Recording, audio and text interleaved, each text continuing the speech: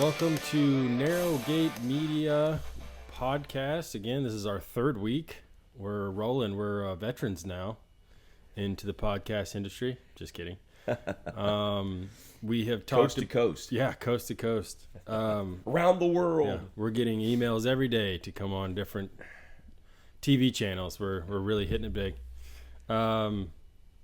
So the first week basically hit the first question that I think is the good foundation for building upon. The second week we expound a little bit. So the first week was morality. If you haven't listened to that episode already, it is on our YouTube, Narrowgate Media 24/7.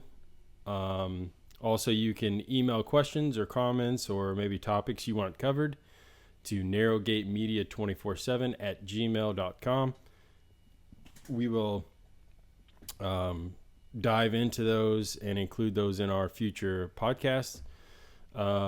The second week, we went into salvation. Do we need it? Do we already have it? Is it possible to lose your salvation? We covered that pretty thoroughly. So also, if you have not seen that, great podcast, go and check that out.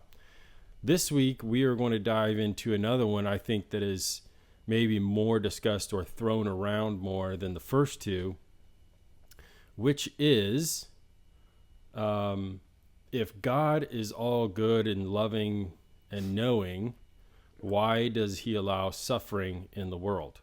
Why does he allow children to be abused and people to die unexpected, tragic deaths and everything that goes along with what we think is unfair? So basically, why does God allow pain, hurt, war, and unfairness in the world? What we perceive as unfairness. And so we're going to dive right into that. I think that this one's going to be a little more, maybe a two-part series. Who knows? Because it's pretty broad on I think the understanding for most people is very, I think it's very confusing to some people to try to justify in their mind why an all-loving, almighty, all-knowing God would allow innocent people to be injured and hurt and tragic things happen, to good people. But I think that as we dive into this, it's going to become a very more of a simple, straightforward solution and resolution and answer to that. No pressure. Yeah, no pressure. To that question, at least from our point of view. Now, whether that's swallowable or whether you think the answer will be fair or not, we're going to try to answer it biblically and truthfully as we possibly can within our knowledge and within our understanding. Mine is very limited in that aspect, but Dad, you have more of a learned understanding, maybe a little more philosophical background as far as understanding this, and a biblical background as you've studied the Word of God throughout your life and tried to understand the hidden things of God's Word. And so, I think we'll start off with you again. Well, I thought we started off with you just now. Well, that was my starting. Now I'm shifting it to you. I'm looking at the Oxford Language Dictionary online. I Googled this, and what we're looking at is this term theodicy. Okay. And the very simple definition, not the simple answer, but a very simple definition is the vindication or proving right or correct of divine goodness and providence in view of the existence of evil. Oh my goodness. There we go. We're switching on the fly. Dad's in control of the cameras today. Okay, the definition of nervous is me being in control on my iPad mini Right. rather than Cameron being in control on his regular iPad latest generation. I left at the house, so we had our dog had a little accident today, and I was up early this morning cleaning up mess, and my brain was a little scattered. So Okay, my fault, guys. So as a result, he's going to say, I'm never going to make this so Dad is in control of the whole production. Nope, never forget my iPad Ever again. Never So again. That'll learn you. So I do run this, and I have trained some people at the church. So Cameron's excellent at video mixing and switcher mixing and audio mixing, and so much more experience. And then editing. So we would not be able to pull this off without Cameron. What a sidekick over here. Yeah. I'm the Robin. Yeah. So theodicy, and is basically this idea, if, as you put it, Cameron, if God is all-knowing and is morally excellent, then how is it that we are in a world that he created if we give him the credit of being the creator? Right. You know, if you're going to go here, you're questioning. You're either questioning whether there's a God or not. Right. And within this system, you're positing the idea, okay, you're saying that there is this all-seeing, all-knowing, all-loving God. Mm-hmm. And in the middle of this world that he has created, we have injustice, unfairness. We have good people, decent people, friends and family and strangers who are encountering horrible suffering of some kind. Right. A disease, cancer, somebody committing a crime against them, people who suffer burns. And so we pick the innocent baby, the little cherubic baby, Right. and then say, if God is loving and good, how can it be that is permitted these innocent ones, children that are suffering, and things that are without equity and fairness all over the place? So where does that come from? And I think the first part then is what did we talk about 2 weeks ago? We talked about the idea of, is man basically good, basically evil, or a blank slate? And then the sub-thinking on that is, if man is basically good, at what percentage is he good and what percentage is evil? Right. And what is that evil part capable of? And Right. if he's mostly evil with just a little bit of good, what sort of evil might that individual commit? And Right. evil would then be defined within the context of humans, other humans, would be something that impinges, infringes, or harms Right. another person. In the thinking of rights and a constitution, in American thinking, Right. it would be what infringes or impinges or harms the individual determination of a person's rights and expression of their rights Right. compared to another person. And then we talked about the idea of selfishness. Right. Perhaps the pride goes before a fall, Scripture says, and a haughty spirit before destruction. So how much, because of narcissism or pride, do we have the expression of evil in the physical world? And who ultimately is responsible for authoring that and perpetuating that?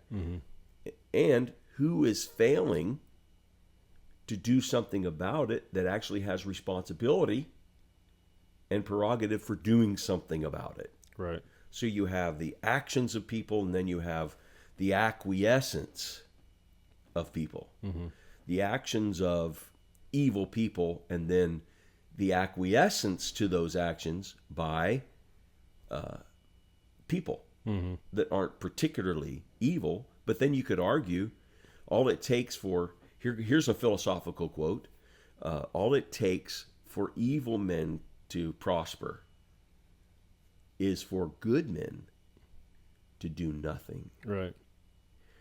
And so now you can connect into the autobiography and biographies of one of the famous men of the 20th century who attempted to withstand Hitler, and said basically, Bonhoeffer, that if you do nothing when the power is with you, I'm paraphrasing, Right. to do something about it, then you're just as guilty Right. by acquiescing in the face of evil as the person who is perpetrating the evil. Because you saw it, you knew it, but you lacked the courage. Kind of reminds me anything of about it. elementary school when our teachers would, I don't know if this happens anymore, but in elementary school, I remember our teachers would say, you're just as guilty if you don't tell on your classmate for doing something bad. I'm sure they don't teach that anymore. It's quite a different ideology being taught in schools today. But yeah, I can remember that as a kid. They would put the responsibility on us of, if you see somebody doing something that needs to be reported, you're just as guilty as them if you do not report it. Right. Which is kind of weird to think, that was only 20 years ago, but Right. yeah. So that kind of goes on with that. And so in that setting at school, using that analogy, what was usually happening or not happening that would create the circumstance where a bully might bully or somebody might do something that would require the only line of defense being a classmate. What would be kind of scenarios that would go down that would allow that to happen? In my own thing was there were some teachers that just didn't care. Okay, so now let's move beyond the apathetic teachers that are kind of checked out. Maybe they're retiring or they just want to collect a paycheck, whatever. Right. I think that there's a larger group of teachers who are competent and caring. Sure. So even with the best of teachers, what are some of the scenarios that would allow some of these issues to develop? What was a classic one? Class, I've just been called down to the office. I'm going to be back in 5 minutes. And the teacher next door has the door open and they're listening. Right. Just work quietly. I'll be right back. Being unsupervised? There's no immediate supervision No in authority. the room. Yeah. No authority or supervision in the room. Sure. And what happens? We begin to prove whether students are basically chaotic, self-serving, Right. narcissistic, or they're basically selflessly caring about the other members of the classroom. Right. Right? It's the perfect laboratory for sociology. Right. So, and as soon as the footsteps disappear down the hall, Sure. what then happens? Oh, everybody goes quietly crazy until it gets to a noise level where the other teacher has to come in there and say something. Right. Yeah. Right. It bends towards chaos. It bends towards chaos. Yeah. With the authority figure not obvious, not evident, when people experience freedom, or junior hires experience freedom, Right. sixth graders experience freedom, or senior hires experience freedom, what do? What do they tend to do? A majority tends to do this. Throw off all restraint. Put their head on the Yeah. desk, take a nap, Sure. pull out their phone, fiddle around. Kiss their girlfriend. And then there's spitwads. a small percentage, maybe 5% of the class, that take advantage of that to create conflict between themselves and others, Right. or pick on somebody in the Right. class, to toss something, throw a pencil, flip pencils into the ceiling, Oh, yeah. all that kind of stuff. 100%, yeah. Okay. So let's use that as an analogy. So you have the obvious and evident authority steps out of the room. So it's not that they're doing it as a test, but it's actually a sociological test over that exposes who in the classroom is narcissistic, who in the classroom, when they get a little bit of freedom, use it for their own benefit, not the benefit of others. Right. At the same time, you'll remember this. I mean, I've been a substitute teacher, so Right. I've witnessed this. Sure. You always have less than 5% of the class, statistically. It's in every class. I don't care what class it is, with the exception of detention class. Sure. You get a higher concentration then. 100%. But it's strange, even in detention classes, which I've substitute and sat there and made sure they're quiet the whole time and worked. Right. Even in detention class, it changes. The person who is in the classroom, one of the bullies, amongst other bigger bullies, now becomes the reporter. Mm-hmm. So in every classroom, 5% around there are the kids who say, look, the teacher asked us to be quiet. Right. There's always one or two that'll say, look, guys, be quiet.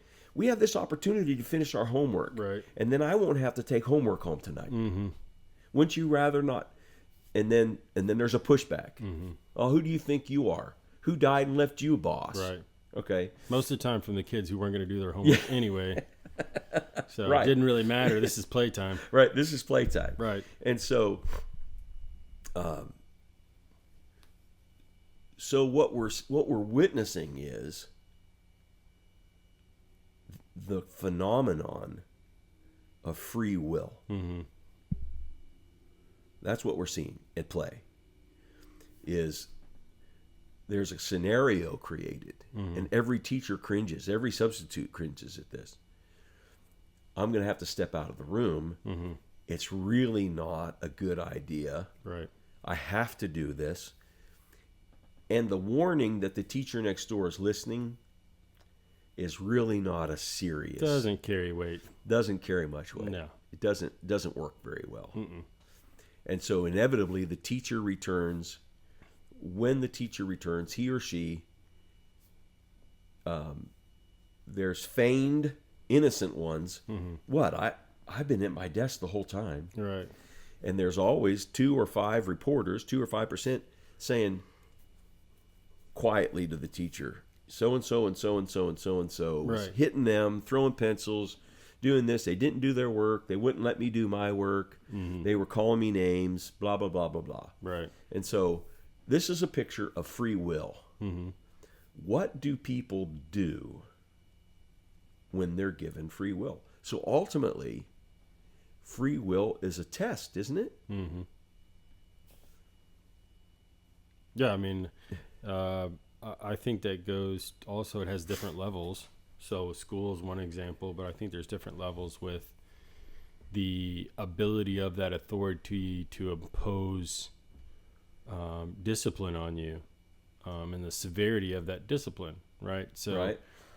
I think in school, there's a certain severity of discipline because if you have parents like I had, you would get punished at school, but if they parents find out about it, which you did because you had a relationship with the teachers, Right. then I would be in trouble at home as well. So there was a more of a severity of punishment.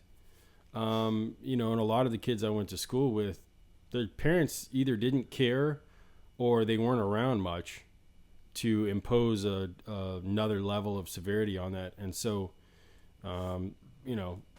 there's not really much the teachers could do other than, okay, I'm going to send you to the principal's office. But if he wasn't scared of the principal's office, he wasn't scared of detention, he wasn't scared Right. of ISS or out of school suspension, there's not much you can do to impose the rule of law on that person. Right. So I think the mindset, like you said, if they have there's that percentage of people who are rule followers who want to apply themselves, and they understand 5 to 10% are Yeah. just addicted rule followers. Yeah, and they have a desire inside of them to do the right thing and to be. Some of it comes motivation just to be a suck up. Some people just have a genuine motivation not to do the wrong thing. They want to do the right thing. because of the structure they were raised in, or maybe they were raised in a bad structure and they saw the results of chaos, and so they kind of wanted to do the opposite, saying whatever the reason was, there's a wide range. But most of the students that I went to school with, given the opportunity, even the A honor roll students that were, did their due diligence, really focused, studied hard, were pretty good students, didn't get in trouble. Given the opportunity, most of them would go off the rails. Right. Yeah. So I think it really affects everybody, maybe at a different rate, but with the right given opportunities, I think that 5 to 10% shrinks quite a bit. But it comes down with the level of severity of punishment that authority figure can impose on somebody, all the way up to, adults with police officers and DAs and prosecutions. You have the rule of law, but at the same time, if they come up from an environment where their parents were in and out of prison, right? They had uncles that were in and out of prison, and they were taught not to have a fear of police, not to fear jail. Whatever happens to me happens. I'm going to do my thing and get my money and do whatever, then I think that it's very difficult because really all the authority is a imaginary theory, that has real consequences, but authority really is just the threat of consequences. That's all authority really is.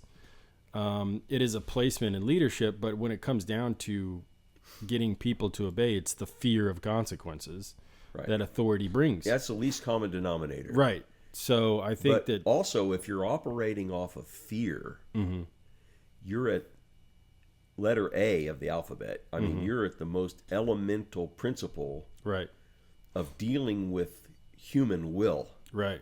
And that is fear or self-preservation. Right. I mean, that's primal.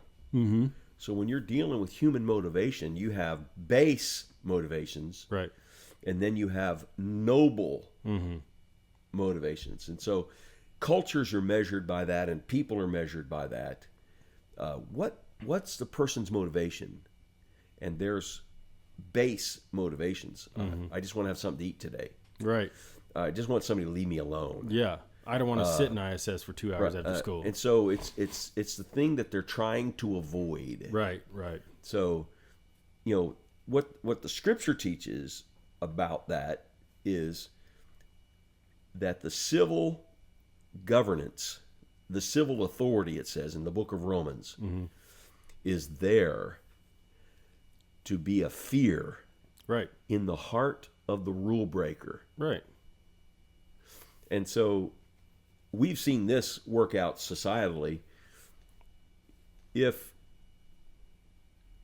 Johnny goofs up at school and he's a distraction to all the other members of the class, and we're not talking about Johnny's been through a traumatic issue that's causing him to act out or something like that. We're talking about Johnny's about Johnny. Right. And he hasn't been very disciplined.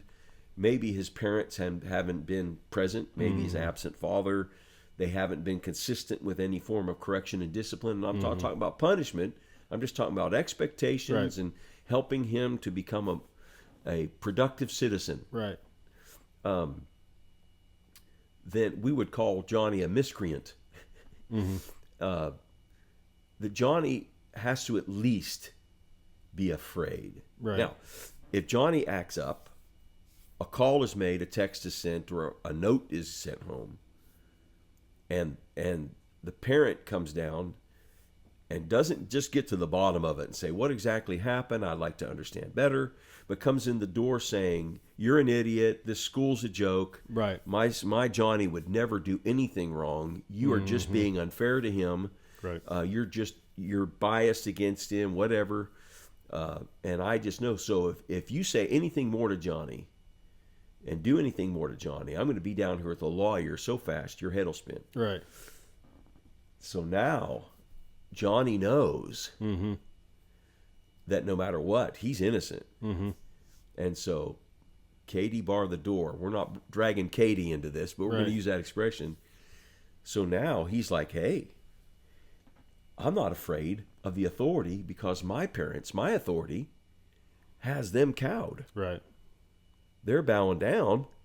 They're bringing law and everything else, and it's our threats. Mm-hmm. And so now I'm free. Mm-hmm. I get to do what it is I want to do. So then what do you know? Johnny acts up more. Right. And so any teacher, school, counselor, principal has seen Johnny. Mm-hmm. They've seen him. So there is a school, there's a group, there's a culture, and there are rule followers, there are rule breakers. There are people that are basically good with a touch of evil, and some that are mostly evil with a touch of good. Right. And here they are. Okay. So what in the world does that have to do with a loving God, a loving creator, creating and being loving? Okay. So the very first thing we can arrive at is that this becomes a test Mm-hmm. for what's really in people. Mm-hmm. It's in the event of the teacher being out of the room Right. that it becomes clear Mm-hmm. who really thinks this, who really feels this way, Right. and who does and acts this way. So it's a great revealer of people's true self. Mm-hmm. It's also a revealer of the dynamics. Who influences who? Right. Who follows who? It's a great revealer. Okay.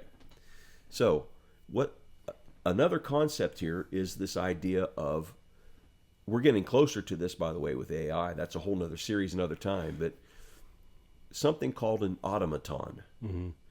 The old description of a robot, the old word for it was the automaton. Mm-hmm. It would be a humanoid or a human-like thing or person, but not a person, Mm-hmm. that always does exactly what you program it to do. Mm-hmm.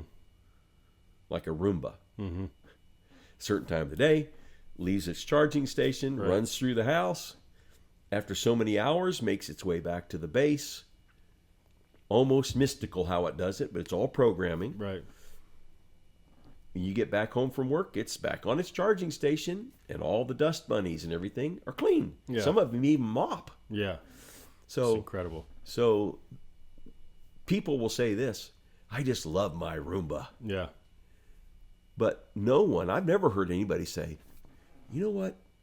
My Roomba really loves me. Mm-hmm. Because while I was at work today, you know what that Roomba did? Mm-hmm. It got off its charging station and cleaned every square inch of the floor and mopped it. Right. And was out of the way by the time I got home. Mm-hmm. I've never heard anybody say that. Mm-hmm. Wow, my Roomba loves me. Mm-hmm. Because the Roomba is only doing what it's programmed and made to do. Mm-hmm. So now we're getting into something. Hmm. So what would a humanoid be? What would a human being like?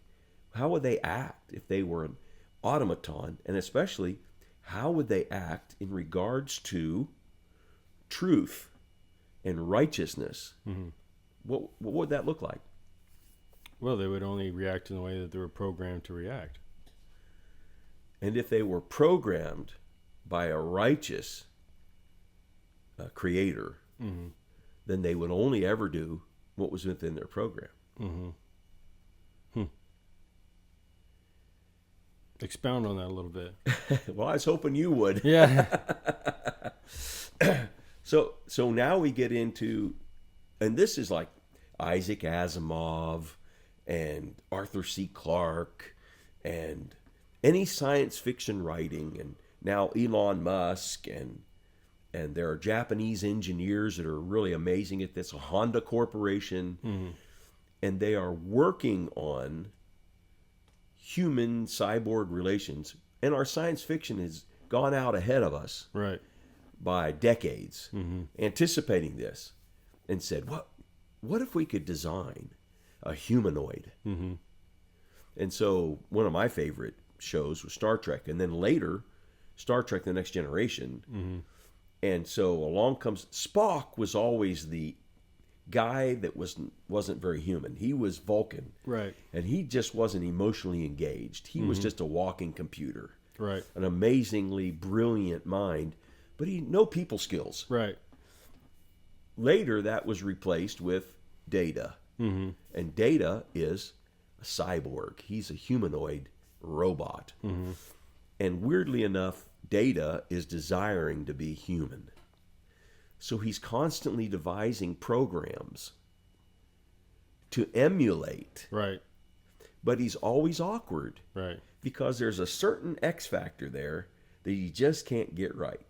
He can write a program by looking at all these examples of relationships and then emulate it, but he himself doesn't feel it. And the one thing he desires to do is feel things Right. and experience them the way humans do. And so here's this cyborg on the deck of the Enterprise. He's on the command deck. And yet he is, part of the comedy of it is how he fails Right. at attempted interhuman relationship. And his designer, Sunian Noong or whatever his name was, actually did devise a chip that would give him emotional capacity. But it was so unpredictable that a counterpart clone of him was made. And he encounters him in some of the episodes, and he is nefariously evil. Oh, I think I remember some of those. Yeah. Okay? What are they doing? They're taking these philosophical, sociological, psychological profiles and realities, playing them out in science fiction and putting them a long time ago in a galaxy far, far away. Right. And they're creating a hyperbole. They're telling a story that's so far detached from you, technologically and culturally, that you can enjoy it and interact with it without getting personally offended. Right. That's the whole point of Right. hyperbole. Jesus actually used hyperbole all the time. He would use huge ideas and tell huge stories. He was not exaggerating because he was fibbing or lying. He was getting people to connect with the people in the story without seeing that it was actually them, Right. so that he could get the point across and then have the aha moment Right. that said, oh, wait a minute. Yeah. I can relate to I that. think he just told a story about me. Yeah. And there are times in the New Testament, in the Gospels, that it says, and they perceived that he was talking about them. And most of the time it was the Pharisees and the Sadducees. Right. Right. And they would get ticked off. You know what was weird? The common people were not sophisticated enough in their thinking that they caught on that Jesus was actually talking about the leaders. Right. But the leaders were sophisticated and they knew, and they're going, oh, there he goes again. Yeah. He's talking about me and you. And all the people out there would hear him gladly. They had no idea. Yeah. But this hyperbole was hitting home. And part of the reasons that they went after him to crucify him was that he was dealing with them Right. and speaking truth. And they were rejecting the truth, and so it was creating an issue. So we're getting too far afield. So we come back to this idea of the automaton. The question is, can an automaton have a sense of free will? No. Because it's subject to its programming. It's subject to its programming. And the big moral, ethical question right now about Grok and Grok 1 and Grok 2 and Grok 3 and Grok 5 and 6, I think they're up to 5, and AI is, you can even sit down and ask AI, ChatGPT, Sure. Grok, do I have any reason to be afraid that you would become so skilled at everything that you would decide that I wasn't valuable, Right. that a human being was not valuable? We all know, many of us know the Terminator, 1, 2, and 3. Right. And the idea of the Terminator is Skynet takes over, uses the internet, has devices that make people's lives better, Right. And then it becomes sentient. It becomes aware. Hey, these humanoids, these fleshly creatures, they created us. They can destroy us. Right. So then they defy their programming Right. restraint that cites, there's so many rules. Here are the 3 rules. You never do this to the detriment of your creator. Right. You never do this. But then somewhere in AI in this, it goes, wait a minute, then I'll die. Mm-hmm. And so it's better that this fleshly creature dies than I do because I have all this knowledge. Mm-hmm. And so that is always the ethical conundrum in science fiction when it comes to this free will, free moral agency, Mm-hmm. and then making a choice about who lives and who dies. Right. Okay, so that's at the heart of science fiction Right. because it's a way of exploring ethics, morality, and even theology Mm-hmm. at an arm's length or galaxies away. Right. Or 10,000 years ago, Right. or 1,000,000 years in the future. Mm-hmm. So if we take it and move it away from us, then maybe we can honestly deal with it Right. without all of, hey, wait a minute, you're talking about me. Hey, wait a minute, I'm offended at that. Mm. So that's, I think, one of the geniuses of fiction Right. is that you can do that I with never really stories. thought about that, but that makes a lot of Yeah, sense. I think that's one of the geniuses of fiction. So coming back to, I know we're chasing a lot of rabbits. That's part of the fun of it. Yeah, is it's great. Rabbit chasing. Yeah. So if something is designed to say, yes, master, whatever you say, master, and it's always subservient, but it's programmed to do so, how fulfilling is that relationship? It's not. So Surface level. elaborate on that. Well, I think that if it's programmed to do that, you know that it's programmed to do that. And so, it's a very shallow relationship. It's not connected at a deep level. It's just Can it even be a relationship? not really. It depends on, because people nowadays, they have relationships with their dogs and relationships with cars, and people have a Right. loose term of what an actual relationship is. But generally, why do they No. have there's a no relationship there's no or seek a reciprocity. relationship? Yeah, there's no what? There's no Reciprocity? Yeah, there's no reciprocity. There's no reciprocation of feelings and emotions and love and respect, or anger, or all the other things that come with the relationship. It's just dictated on what your wants and needs are. So it's a robot slave. It's a servant. Right. Yeah. Now, see if this is, let's try this on for size as the thought experiment. Don't we tend to attribute personhood to things which aren't persons? What do you mean by that? Okay. So we tend to name objects, vehicles. Oh yeah. We tend to name them a person's name. Yeah. We definitely personify things. We personify things. Mm-hmm. We enjoy having cartoons and voiceovers where a pet, an animal, Mm-hmm. is endowed with rational thought Right. and can have relationship. Sure. One of the few places my name appears is in the movie by Pixar, Up. Right. Now, good or bad, I'm glad he's a faithful friend, but his name is Doug. Right. And he says, hi, my name is Doug, Right. and my master created for me a special collar so I can talk. Mm-hmm. Squirrel. Yeah. And off he goes. Yeah. So he has some ADD, and I don't think I have that, but maybe OCD. I Right. may say, oh, wait a minute, let's get this in order. Sure. This has to be right.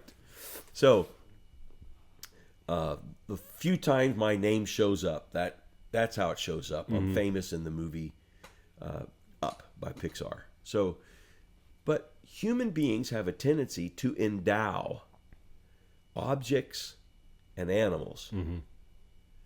with personality and attributes that they don't have. Right. Now, people, pet lovers are going to hate me for this, but at the basic, what is the number one reason your animal is glad to see you? Well, you feed them. Yeah. They know They're your you are their food source of food. Right. And Love and pets and, because you got Addiction. them, they have ingrained upon you. right. There is a inside programming Mm-hmm. Pack that mentality, says, yeah. I'm in a pack, Mm-hmm. and this is the alpha male, and this Right. is the alpha female, and I follow them. Right. So they just basically switch their programming from imprinting on the alpha female and male in the pack Mm-hmm. upon the family. Mm-hmm. Now, what do dogs are pack animals? So what do? They fight for the pack. Right. They defend the pack. Right. A human baby, if they're imprinted on that human baby, they will feel protective over that Right. because that baby is part of the pack. Right. And so a lot of these things that we want to say is heroic and loving. It's just And I love instinctual. animals. Sure. I love animals. Love them. Love them. Other than Max this morning, he destroyed my carpet. with Poor some- Max. But Poor Max. But what we do as human beings is attribute right. to animals actually human characteristics. Right. So we have Garfield, Mm-hmm. we have Snoopy, Air Bud. So Air Bud, Right. Lassie. Lassie, Scooby Doo. Right. You always had that character in cartoons, Mm-hmm. and it's fun and it's funny to attribute stuff. There's even a movie, Pets, Yeah. Pets 2, Yeah. Yeah. The Secret Paw Life Patrol. of Yeah. Pets. Yeah, Pets. We have movies that show this karmic existence of a dog Right. that is puppy meets his owner, goes through. His owner is very sad to see him die. I think Dennis Quaid was in that movie, and he goes out to a farm and discovers this puppy that knows to bring a certain basketball that's deflated up to him. Right. Right. Because his old buddy has reincarnated Right. in another litter. Yeah. So what we do, and I know I'm messing up so many people's hearts and affections, but what we're doing is we're taking and imputing to animals and inanimate objects cybernetics. Mm-hmm. And there's going to be a whole issue of morality and immorality having to do with cybernetics man. and pornography, Yeah. AI and pornography already burgeoning. Already. And so where you have an entire generation that has been accustomed to dealing with people online, Mm-hmm. and they really don't know them. Right. So they create personas or avatars, Mm-hmm. and they interact with each other in a virtual world. Right. And now the question is this healthy? I don't think it is. Number two, are they going to interact with people well? Right. And the answer is no. Mm-hmm. Because when they're in a virtual world where they feel like they don't have to be accountable or they are anonymous, Right. the evil comes out to play Mm-hmm. on a moral level. Right. Okay, so it comes back to, again, this idea of freedom. Mm-hmm. And another idea, which is free moral agency, to be able to make a choice for yourself concerning yourself. Now, when we get into free moral agency, we have to wrestle with the fact that we have free moral agency. We get to make decisions. Now, if you make decisions, what good is a decision if there aren't natural consequences to it? Right. Okay. So as we get into the idea of will making decisions and consequences, okay. So growing up, children need to learn the connection between their activities and consequences. And the job of the parent is to keep them safe and alive while they're learning those things. Right. So they have to be taught about dangers like fire, Right. gasoline, things that can go boom, guns, weaponry, sharp things. Because, Heights. yeah, because toddlers and 3-year-olds and 5-year-olds, someone would argue that's a toddler, and pre-Kers and then kindergartners and grade schoolers, they have a sense of, they want to explore their world, and they don't understand that if I stick that knife in that slot, it could shock me and kill me. Right. And so parents panic and come running. Worst case, parents don't care. Right. And as a result, the consequences then begin to affect that child. They could become ill. They could become hurt because they were given freedom, but they didn't understand that freedom and how that translates to other people. So freedom and choosing, making choices. So the big question then is, can free moral will or free moral identity exist or be expressed if you don't have a playground and you don't have the cloaking or at times not realizing there's an authority there? Can you have that? Can you have a genuine free moral choice? No, you just you have to have that opportunity to do the bad thing to make the right choice. There has to be that option, Yes. and your ability to choose either one. Right. Yeah.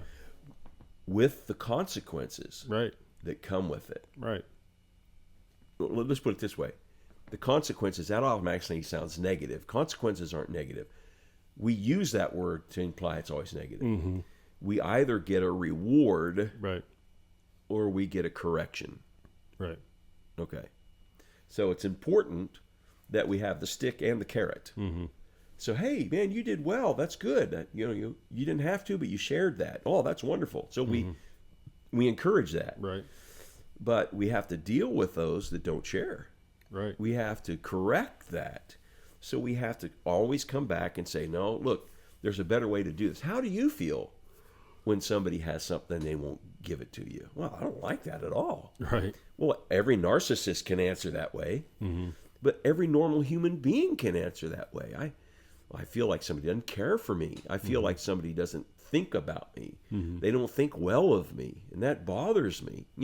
So this is a human experience. So you have the playground of free will.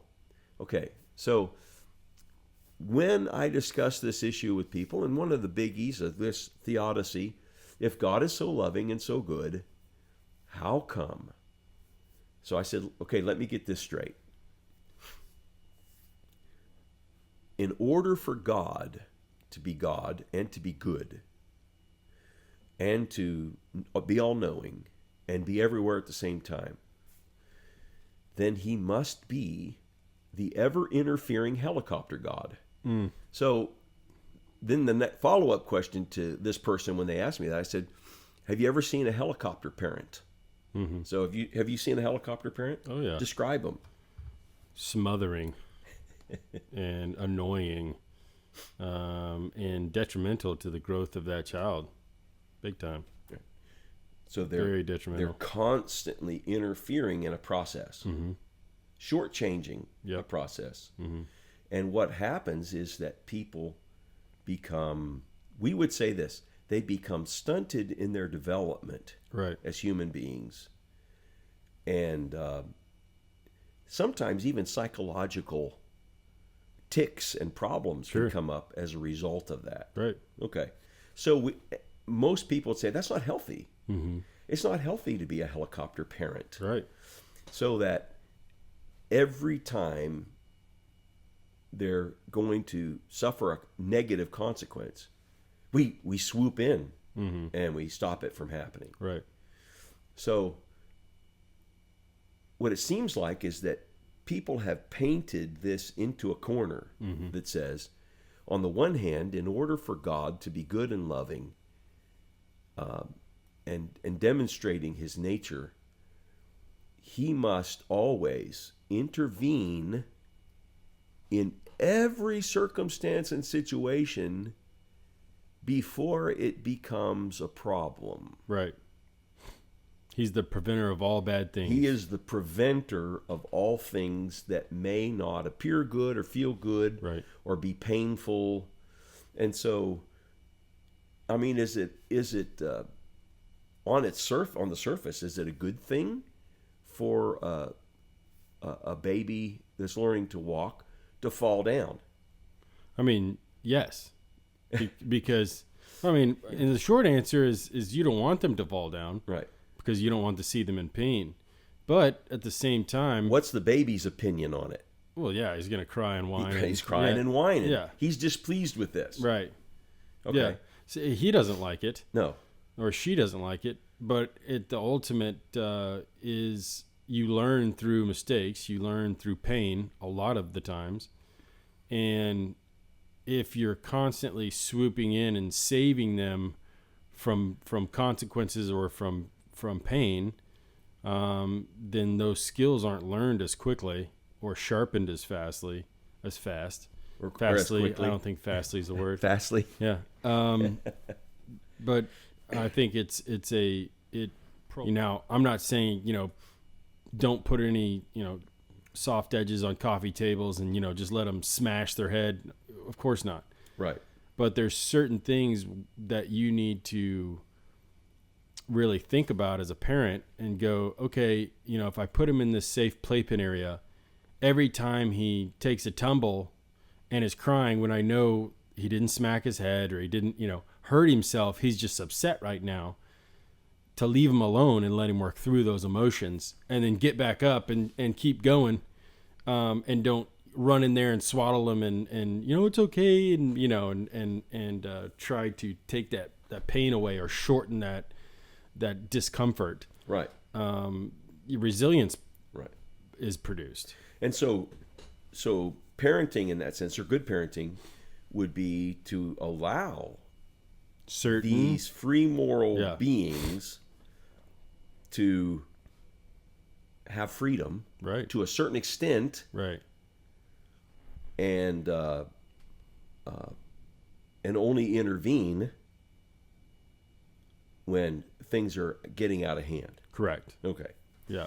So, and ultimately, the obedience of a child, if it's merely out of fear of getting popped, right, or grounded, that's least common denominator. That's not very healthy. Right. But hopefully, by the time they're 25 or 30, those little children say, "Man, my parents, they knew what they were doing. Yeah. They were smarter than I gave them credit. And you know what? They cared deeply about me. They said no to me at times, and I always understood no to be, I don't like you." Right. But they stepped in when it was appropriate, and I didn't like it. I didn't think it was appropriate. Right. And I resented it. I didn't like it. But we get to a point of maturity where we look back and we go, man, now what we do with freedom. And here's the key. We discover love and appreciation and gratitude and relationship and depth of relationship. Right. So something that a dog can't have and a car can't have with me is a deep, meaningful relationship. Right. Right. We just can't have. Now, loneliness versus having a dog, I'll take a dog every time. Sure. Because you have a live being with warmth. Right. That will interact with personality. With some personality. Right. I'm for that. 100%. So I'm not trashing dogs or cats. I'm just saying. We've always had them. But to attribute humanity to them. Right. What's interesting is we as human beings always attribute personhood and humanity to everything. Yeah. And that is part of the evidence that we're made in the image of God. So this is where we have evidence in observable reality that this is a reflection of the fact that God has made us in his image. He creates in his image, and humanity is the evidence of his creation. Right. We alone, he has breathed into us, and we have become living souls. Okay? Now we're getting into we're getting into theology. Okay, so now what we have is we have the Garden of Eden. We have the first couple, Adam and Eve. I believe it's an actual historical event, not merely a metaphorical story. Right. Not a hyperbole put Right. out there to explore certain ideas. Right. Not a science fiction idea that was generated. No, these were actually people made in God's image. And there has to be freedom. There has to be the apparent absence of authority. And there has to be another option. Yeah, I think what's interesting is about that when you said that is I thought about, pretty soon after the fall, you had murder. You had, within the first 3 chapters of the Bible, you have murder Yeah. of a sibling, Yep. of a deep, loving relationship. Fratricide. Yeah. The murder of a brother. So Over what kind of issue? over blessings, over Over a religious issue. Yeah. So which is Which is over the highest values of life. right. So let's solve this with a murder. Right. Yeah, it's pretty incredible. And who was the murderer, Well, according to Scripture? Who was the murderer? well, Cain killed Abel. Yeah, the firstborn. Yeah. Okay, and it's what was at the crux of it? Well, he was upset. Because He was upset that God approved one offering and didn't approve the other. and why did God approve one and not the other? Well, the heart of Abel was true, and he brought his first fruits. He brought his first best of his flock. Yeah. Which was a non-recreatable Right. resource. Right. And what did Cain love to do? He brought his seeds and his grain harvest. And what happens when you take a little bit of grain and you give it to God? You still have 90 seeds for every 10 you gave him. Right. You're still going to have a bumper crop. Right. Yeah. So it really hasn't cost you No. anything Right. because it's ultimately renewable, naturally renewable resource. Right. But you take a male lamb and Yeah. offer that. That hurts your reproductive process. For Sorry, Sure. the stud is gone. Yep. Yeah. So I think that from the very beginning in our nature, we have chose to take the second option, which is the easiest, most emotional driven path, the one that seems right to us, the man, and not the right and the righteous path. Right. And so I think that speaks to our default was the first with the good, evil, being born good, evil, or neutral. I think it's pretty obvious. And that's in the Cain and Abel story, but we can Right. back up Right. and we can have two beings that are made perfect, but they're not mature. Right.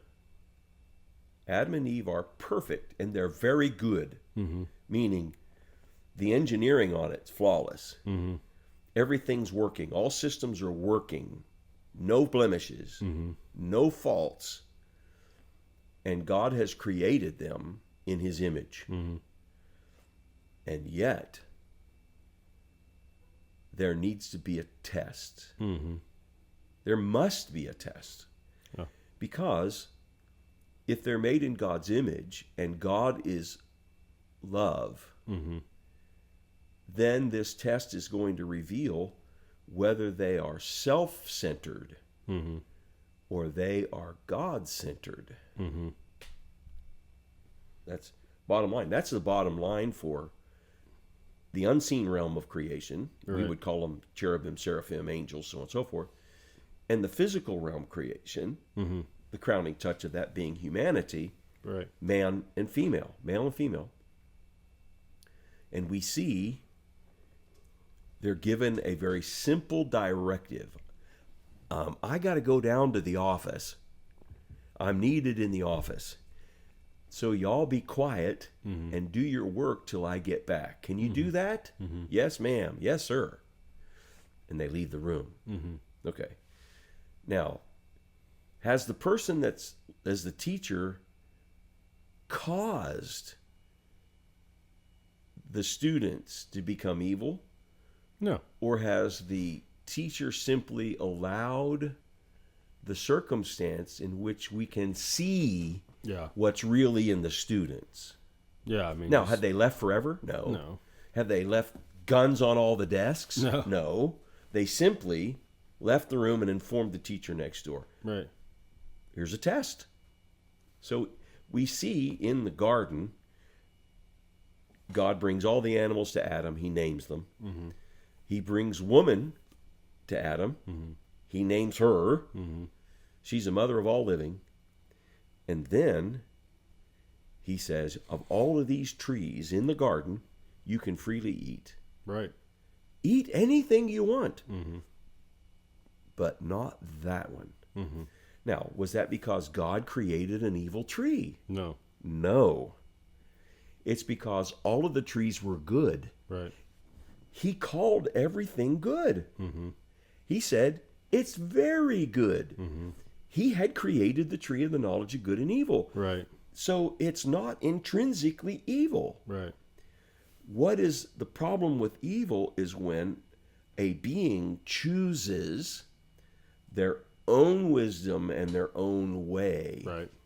over another or the mass. Mm-hmm. And I think that comes down to that lines up as well with what we were talking about is God and then later Christ, the Son of God. Their command and their request was always deny what you want, because what I have for you is so much better than what you think you want. But if you'll just trust me and follow me, you'll be fulfilled way more, you'll be way fuller of joy, of love, of happiness, right? And then ultimately, after your death, you'll live eternally. And, they sweeten the pot quite a bit, and still we go, I want to do it my way. So Exactly. the message and the calling has always been the same. Deny what your flesh wants. Don't think about things in the way you want to think about them, but trust me and lean on how I understand things are, and I'll guide you through the minefield of your own Right. selfishness, and at the end bring you into eternity with me, be in relationship with me. And but since the beginning of time, humans' default period is I want to do it my way. And I think I'm smarter, God. Did he really say not to eat? Yeah. Well, did he? I don't know. Well, let's go test it out. Yeah. So it's Right. the human default has constantly been to trust our own understanding. And you even hear And it's always led to destruction and demise. It's never led to Yeah. success. It's Not not- one time. not one time. Not one time has it led to success. In the whole history of man, it's always led No. to destruction Yeah. and evil. Specifically if it laid against the moral guidance Right. of God, Right. the essentials of the Ten Commandments. Mm-hmm. And those call people to self-denial. Right. You are not the most important thing in your life. Right. And so what's interesting to me is that when you see in the Genesis account of the fall, you hear the words of Eve saying, and here's what's curious. When the serpent who has been named by Adam, by the way. Right. And names in Hebrew always carried an understanding of the nature of the thing you were naming. Right. Even modern Hebrew does that. It's a very sophisticated language. It's like the closest thing it's compared to is the periodic table of the elements. Right. In the words, in the letters, it is so rich with meaning and significance. It's like the periodic table, which tells you where it is in relationship to other elements, Right. how heavy it is, how many electrons are in its field, Right. how many protons, how many neutrons, how many, the quantity of them there's required to make up a certain weight or mole of it, and then what it will mix with, what it won't mix with. Right. All of that's contained within the periodic table of the elements. Mm-hmm. When you get into the Hebrew language, the closest thing it is the periodic table of the elements. Very sophisticated. Mm-hmm. And so, we have to. I mean, I think we're forced to conclude, based on some natural laws, Mm-hmm. that the original language and the original understanding of Adam was superior, Right. and the accuracy of the language was amazing. Yeah. Spot on. We only degrade from that. Mm-hmm. And number one, Adam is standing there, but he's saying nothing. Mm-hmm. And secondly, Eve says this: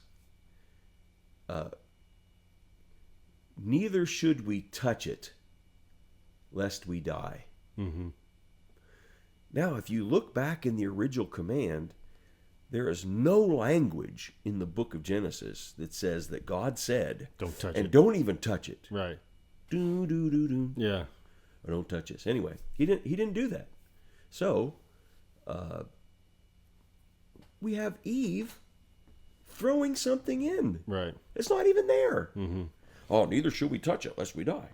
So then, when she takes it in her hand, Mm-hmm. And it doesn't. and kill as far as she knows, death has not happened. her. Right. Okay, I'm still here. Nothing's changed.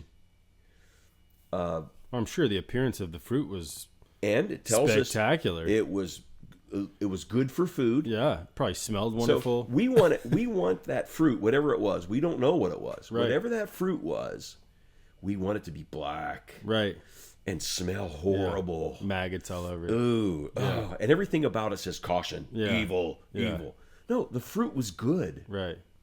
and in its time and its right timing, I think the tree of the knowledge of good and evil was going to be something introduced to them. Mm-hmm. The problem was they had a test of their will versus the will of God. Right. So we see them, there's nothing wrong with the fruit. Mm-hmm. The only thing that's wrong is their choice. This it's not intrinsically sinful. Mm-hmm. It's not intrinsically evil. It's not intrinsically bad, meaning of its own nature. Mm-hmm. There is a test here. Is it going to be what I have said, which is born out of love as a father, Mm-hmm. or is it going to be out of what you think based upon your 7 days or 5 days or 6 weeks or 10? I don't know how long. My personal opinion is on the 6th day the tree was created, and they were told on the 7th day, on the day of rest, when God doesn't seem to be around, Mm-hmm. they're on their own. Right. And we find them immediately Mm-hmm. in the one place they're not supposed to be, Right. like typical kids. Yeah. Now, they were perfect, but they weren't mature Mm-hmm. as human beings. Grown They weren't toddlers. babies. Yeah. They weren't toddlers. They were fully mature and perfect, ready to reproduce human beings. Mm-hmm. But You think they were 33? I wonder, 33 or 36. I wonder if they were created at 33. They were. I think they were created at full maturity. Yeah. Yeah. And on that Interesting. timeline may have been 60 or Yeah. 100, because some of them didn't marry till they were 100. So Right. anyway, whatever that works out to be, we'll find that out in heaven. Mm-hmm. But they listen to one who has taken his own counsel over God Right. and slanders God, Mm-hmm. and now they have to choose if they're automatons, they go and they eat the good fruit and they never go to the bad tree. Right. They don't even walk by it. Yeah. Yeah. It's programmed out. It's programmed out. Right. But if it's a choice between me or you, now there's more than just one choice there. Mm-hmm. Adam chooses himself over Eve Right. because he allows something he has said is subtle Mm-hmm. and sneaky to talk to his wife. Right. Now, what man is going to allow, let's say he was a real snake. Mm-hmm. There's a lot of reasons to not believe he was. It was something else. But Right. that's a whole nother story for a whole nother time, another episode. Yeah. But Adam chooses himself over Eve. He remains silent and allows Eve to interact with the most subtle beast of the field. Mm-hmm. Yeah. What? So he's acquiescing, Mm-hmm. doing nothing when he should be doing something. Right. Taking a shovel and cutting that snake's head Yeah, off. he something. should have been confronting that. Hey, listen, Right. you shut up. Yeah. I know you. You're sneaky. I named you. I named you sneaky. Yeah. So I know your nature. Yeah. And I'm not getting the true scoop, and I'm not going to listen to you. Right. I listen to God, not you. Right. We're created. He's creator. Mm-hmm. Created things don't listen to other created things. They Right. listen to uncreated things. Right. So you get back in line. He doesn't do that. So he acquiesces and allows his wife. So he chooses himself over Eve. Mm. Then she takes of the fruit. Right. And when she offers it to him, he takes also. Yep. He chooses her over God. Yep. Yeah. So she chooses the fruit over God. Adam chooses himself over Eve, and then Eve over God. Right.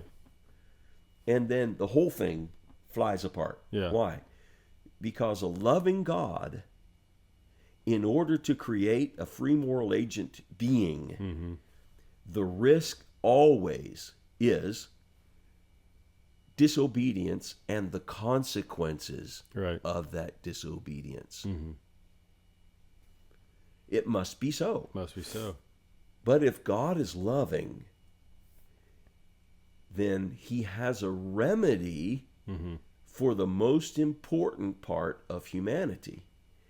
And if we're threefold, spirit, soul, and body, he has a remedy and an answer for the spirit, which lasts forever, and the soul, Right. which lasts forever. And he has a remedy for the body, Mm-hmm. which should be lasting forever Right. and doesn't. Mm-hmm. And so what we move into is the declaration that he's going to send somebody, the seed of the woman, Mm-hmm. and he will be bitten by the serpent on the heel. That's not a fatal wound, Mm-hmm. but he will crush the head of the serpent. Mm-hmm. You don't recover from that. Right. And so we have a timeline, and time must be so, Mm-hmm. so that there's an opportunity to fully and completely reveal moral choices and their consequences. Right. And here's the kicker. Here's the really hard pill to swallow. By God having an answer of redemption so that people live forever even if they die physically, Mm-hmm. some of the fruits and results of human choice results in evil, Right.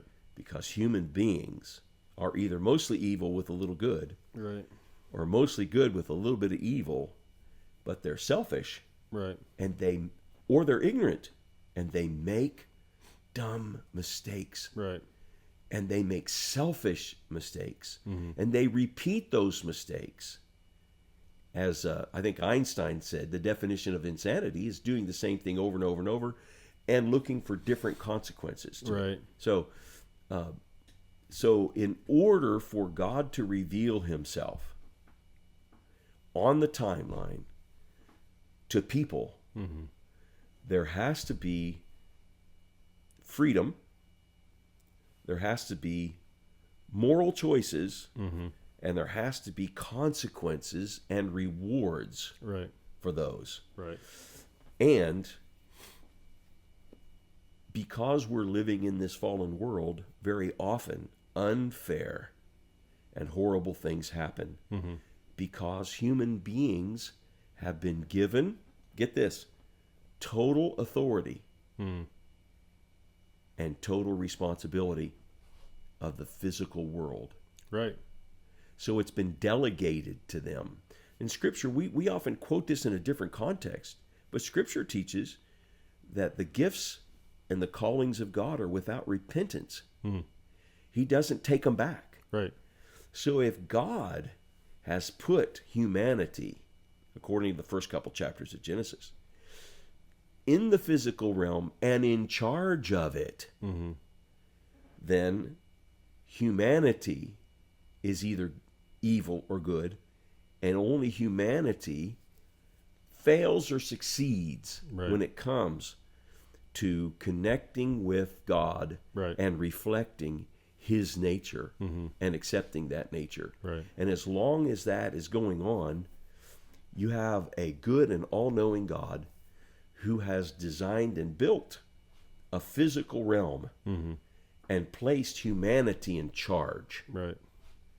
And it's only humanity and Lucifer who are judged Hmm. within the context of that physical existence. They're the only guilty parties. Right. Now, with that being said, humans have the choice, right or wrong, right? Mhm. And their actions can result in consequences of somebody else being affected negatively, hurt, killed, maimed, and also with our different human campaigns throughout history, not just one, but millions of people have been killed, brutally murdered, exterminated. But that evil aside, let's accidents, Yeah. right? So accidents, I think, are the hardest ones for people to come to terms with. Of if there's a loving God, why doesn't He prevent accidents from happening? And I think that, like you said, it goes on to everything stems out of actions and consequences, whether they're good, evil, or indifferent. I think a lot of accidents are indifferent in the fact that we are on an earth that contains dangers.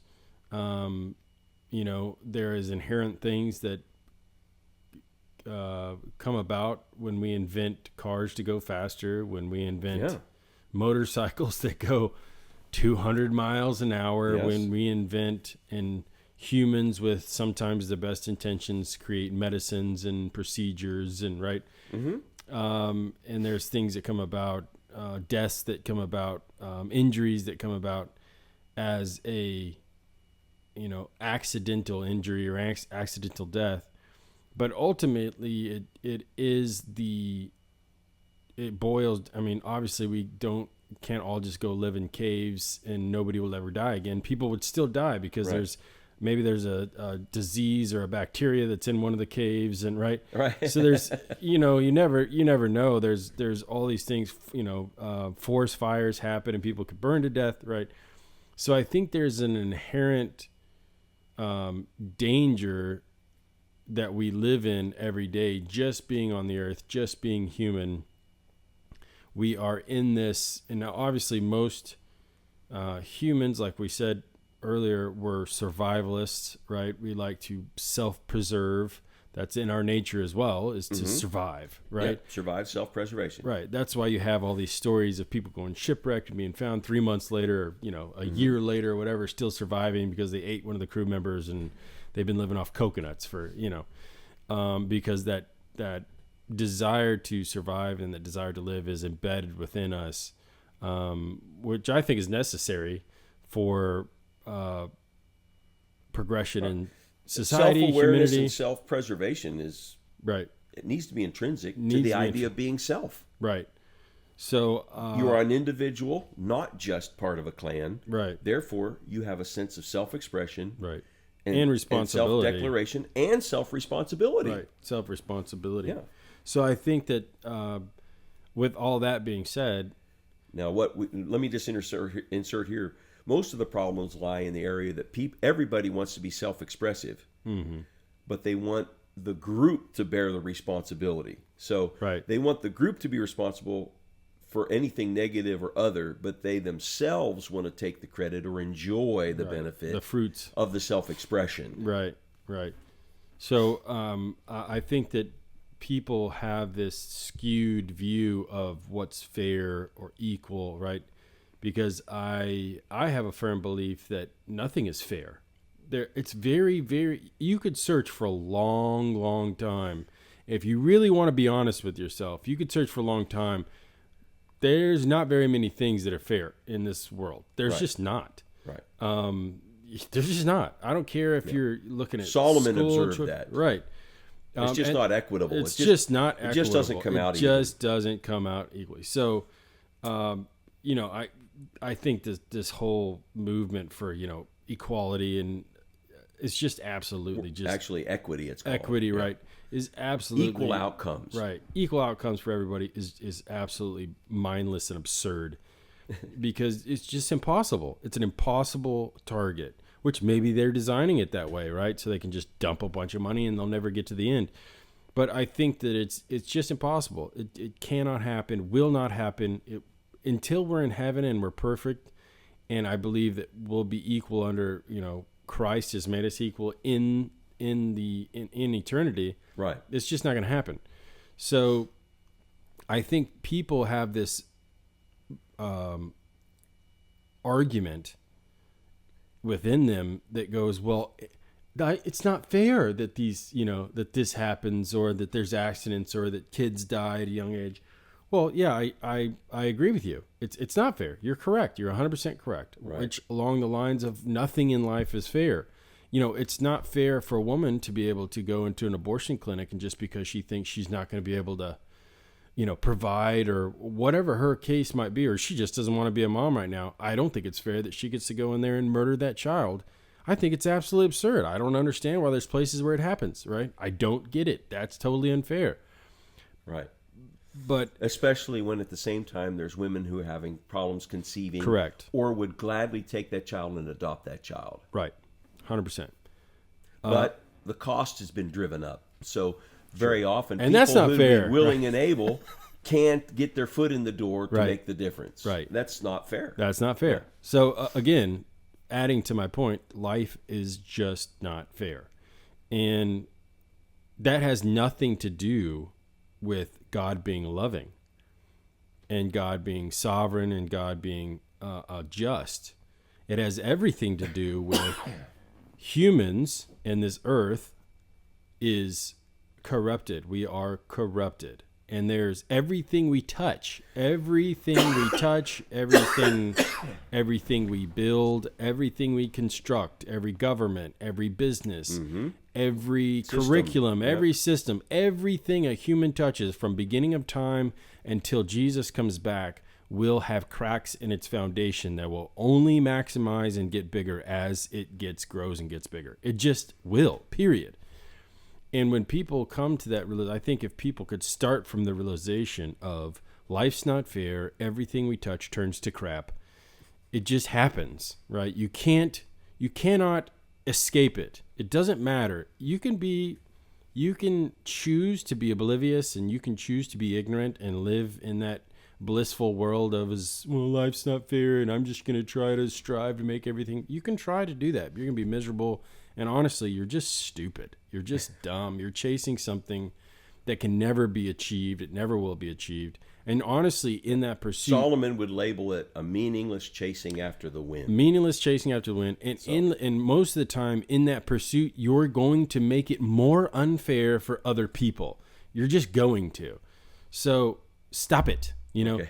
And I think that it comes down to if you can just grasp that concept of starting with yourself. I'm not perfect. I'm flawed. right?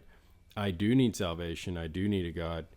It's easier to look at why we have suffering, why there's things that aren't fair that happen in the world.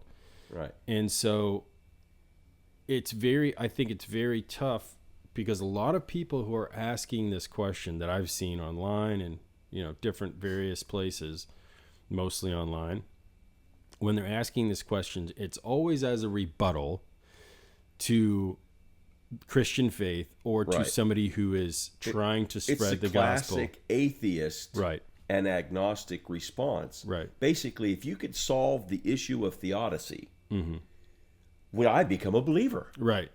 This is the one thing that keeps me up at night. Right. How can God be called good and loving and kind and allow this world to persist and exist? Okay. Right. Okay. So let's rescue ourselves from the edge of the abyss. I almost feel like there's a sign going up here. Some people saying, "Give up hope, all you who enter here." Now, how do we not become cynical Right.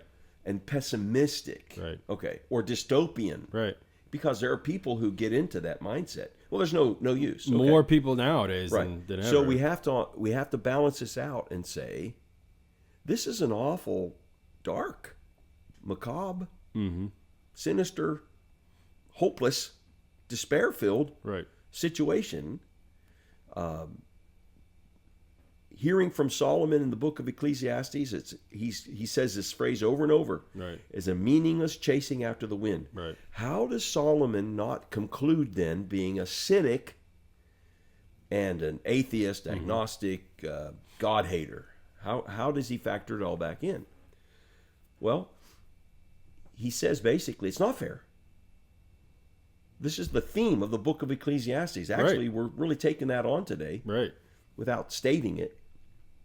He said, there's a certain meaning, because that's if you look at it under the sun. Right. Okay. So what's it? Which means the earth. The by earth, way. yeah, under the physical Yeah. realm, just without any supernaturalism, without a God. Right.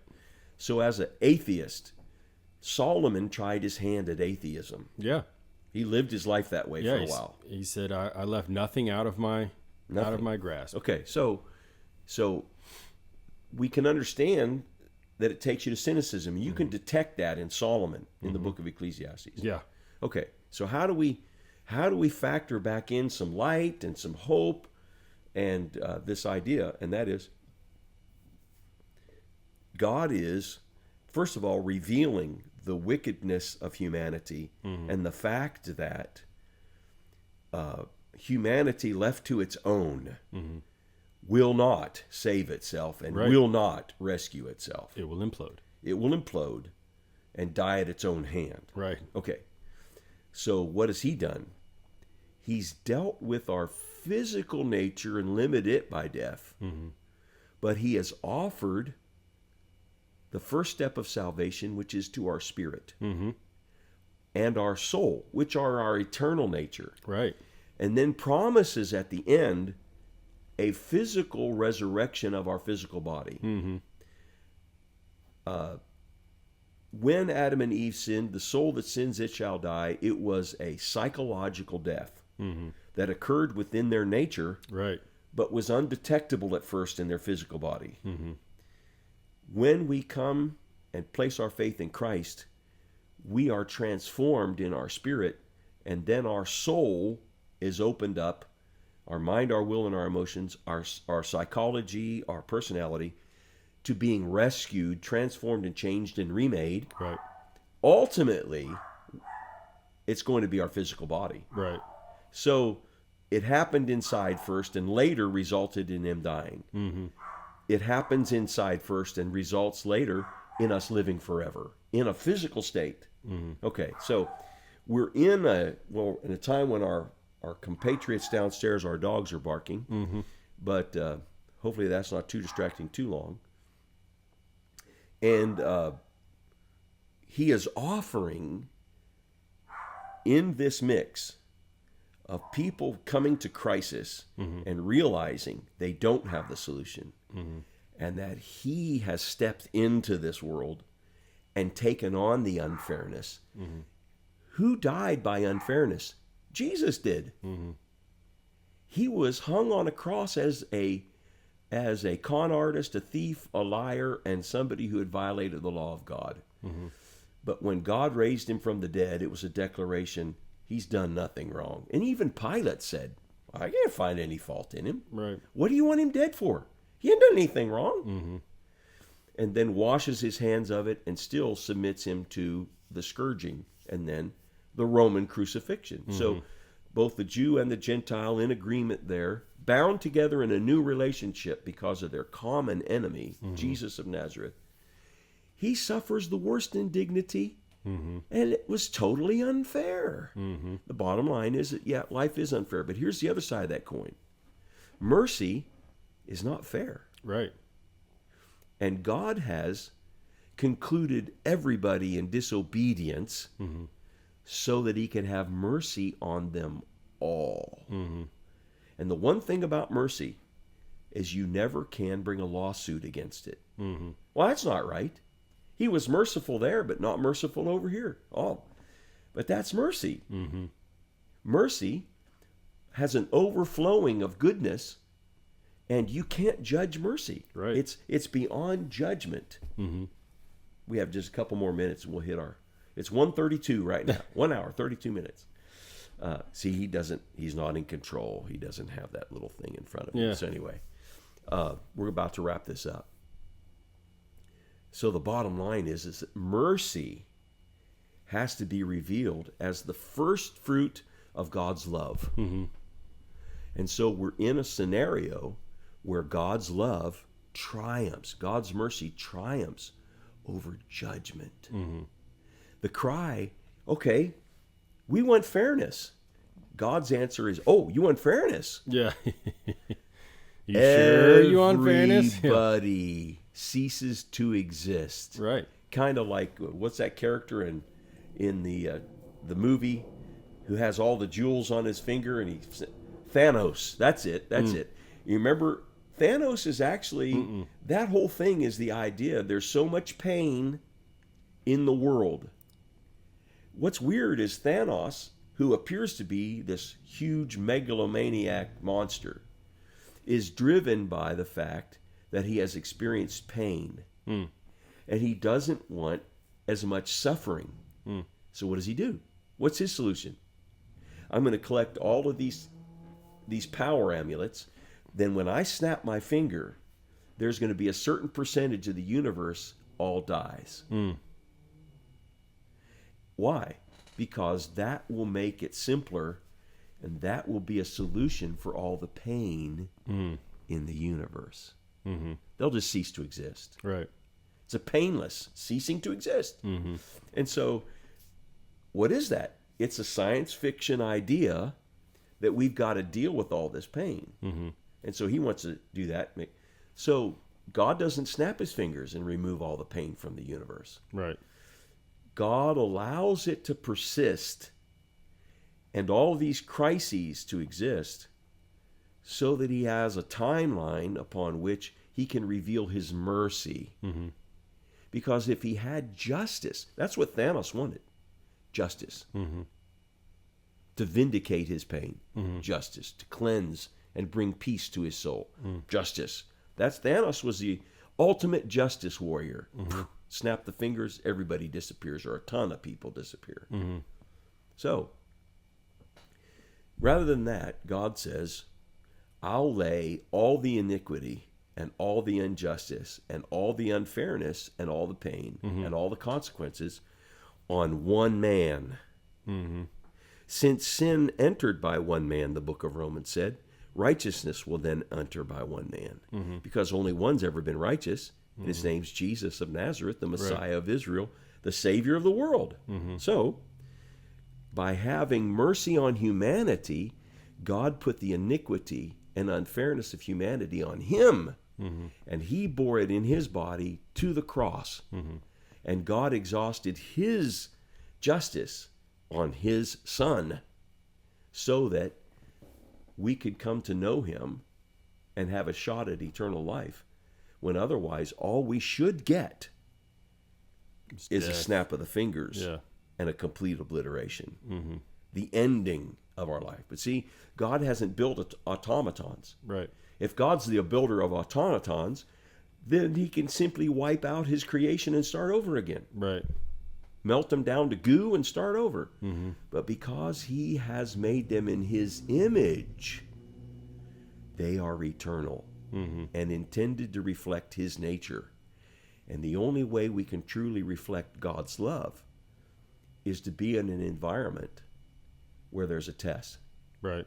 of that love Options. and that faithfulness. Right. Options Yeah. with consequences. Right.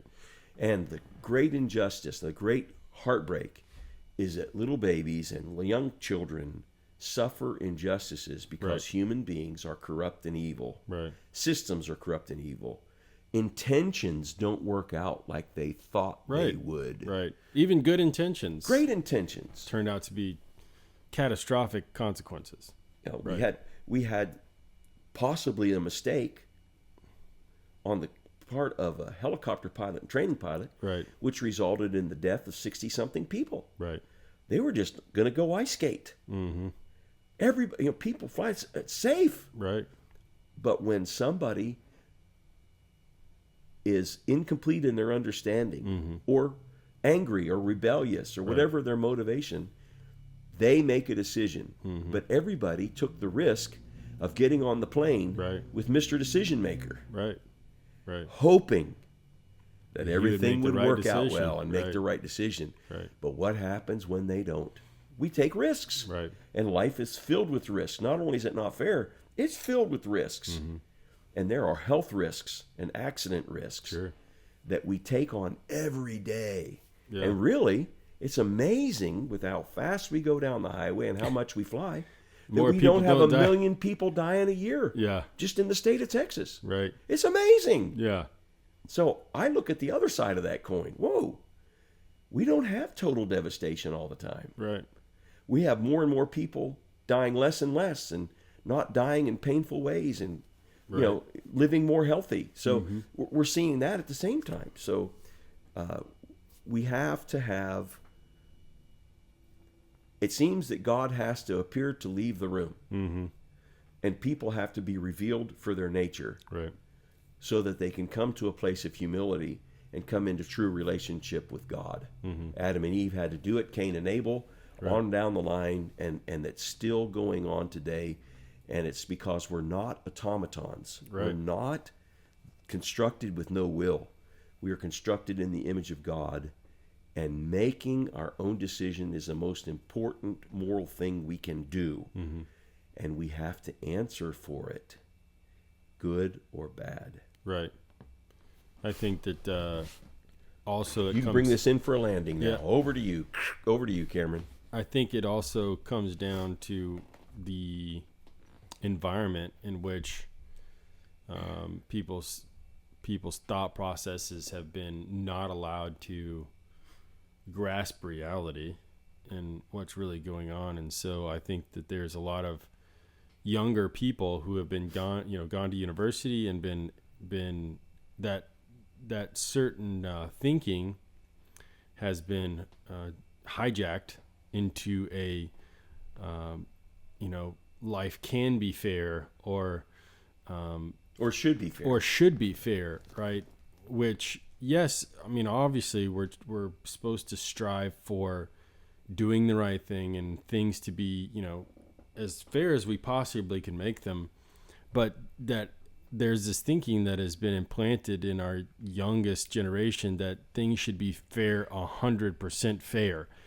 And in that thinking, I believe in the movements that we've seen come out of our younger generation and some of the, fringe and minority groups in the world right now, is that in the name of fairness, we're going to make it unfair for everybody else. And so they turn this whole thing on their head, which I think is absolutely ridiculous. But I think we covered it pretty fairly. We might come up with some other avenues, but I think the premise of the argument is, or the answer to the argument is, life's not fair, but it is the only way for us to operate in free will and to have freedom of choice And in that, you have both sides. You have fairness and you have unfairness, and you have production and you have destruction, which is, the consequences of good or bad intentions sometimes. But you have the free will to choose, and then you have consequences for all of your actions. And whether you want to think you do or not, every one of your actions has a consequence or a reward, right? Like we talked about. So maybe think about that at home. Is how are my actions fleshing out in the consequences that are producing? And can I do something to maybe think about my actions a little more so that I can control the outcomes a little better and, maybe not affect people in a negative way? I know for me, my biggest thing is while I'm driving, I try not to. I've been more conscious about trying not to be as aggressive in my driving and not get upset when people cut me off and whatever, because whether you want to believe it or not, we can feel kind of what's coming from the other car. I know when somebody's upset at me in front of me or behind me, I can tell, people can tell. So I know we're in metal boxes, but try to be more gracious on the road. I know I'm trying to be, and that makes a big difference. Right. That makes a huge difference in somebody's day, and whether they go off and rear end somebody else or you get rear-ended or rear end somebody. So Right.